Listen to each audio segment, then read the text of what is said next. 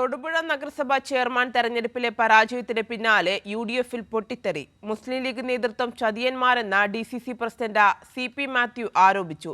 ജില്ലയിലെ UDF സംവിധാനവുമായി സഹകരിക്കില്ലെന്ന് മുസ്ലിം league പ്രഖ്യാപിച്ചു.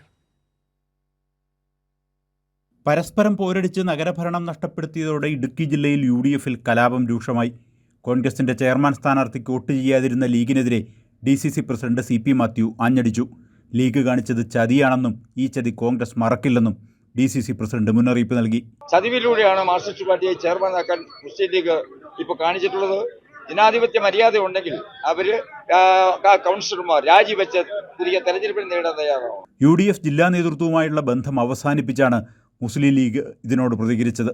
കോൺഗ്രസിന്റെ വഞ്ചനയും ധാർഷ്ട്യവും അംഗീകരിക്കില്ലെന്നും DCC പ്രസിഡന്റിന് നിലവാരമില്ലെന്നും ലീഗ് ജില്ലാ പ്രസിഡന്റ് KM ഷുക്കൂർ പറഞ്ഞു. ഉത്തരവാദിത്തപ്പെട്ട ആളുകൾ മുസ്ലിം ലീഗിനെ പറയരുതാത്ത ഭാഷയിൽ പറഞ്ഞു എന്ന് ചില മാധ്യമങ്ങളിലൂടെ ഇപ്പോൾ മീഡിയയിൽ കാണാൻ കഴിയും.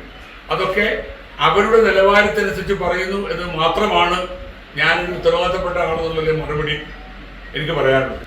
രാഷ്ട്രീയ വഞ്ചന കാണിക്കുന്നത് കോൺഗ്രസ് ആണ് എന്നതുകൊണ്ട് തന്നെ അതുകൊണ്ട് ഞങ്ങളിപ്പോൾ എടുത്ത തീരുമാനം തന്നെ ഇങ്ങനെയാണെങ്കിൽ ഈ UDF-ന്റെ ജില്ലാ സംവിധാനത്തിൽ തൽക്കാലം മുസ്ലിം ലീഗ് വിട്ടുനിൽക്കാനാണ് തീരുമാനം. കേരള കോൺഗ്രസ് ജോസഫ് ഗ്രൂപ്പും വിഷയത്തിൽ കോൺഗ്രസിനൊപ്പമാണ്. PJ ജോസഫ് നേരിട്ട് നടത്തിയ സമവായ നീക്കങ്ങൾക്ക് ലീഗ് വഴങ്ങാതിരുന്നതാണ് ജോസഫ് ഗ്രൂപ്പിന്റെ എതിർപ്പിന് കാരണം. കൈരളി ന്യൂസ്, ഇടുക്കി.